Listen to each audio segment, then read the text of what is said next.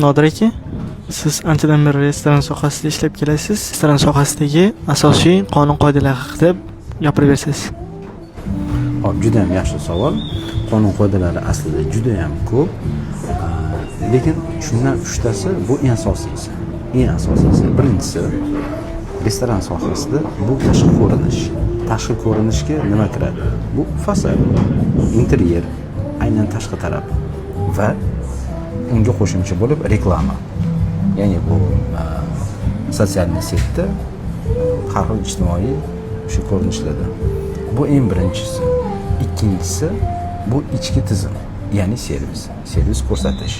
Servis ko'rsatish bu aynan o'sha hostes, ofitsiantdan boshlab to povar va farroshlargacha.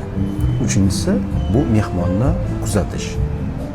Mana shu 3ta qonun-qoida eng kuchli qonun-qoida hisoblanadi. Agar shu 3ta qonun-qoidani mukammal o'rganib, mukammal holatga olib kelsa, o'sha restoran katta yutug'iga ega bo'ladi. Restoran to'g'risida va mehmonlarni kutib olish to'g'risida umumiy servis bo'yicha ko'rish uchun bizga albatta podpiska tashlab qo'yinglar, like bosinglar va eng asosiysi kommentariyada o'zingizning fikringizni qoldiringlar. Rahmat sizlarga.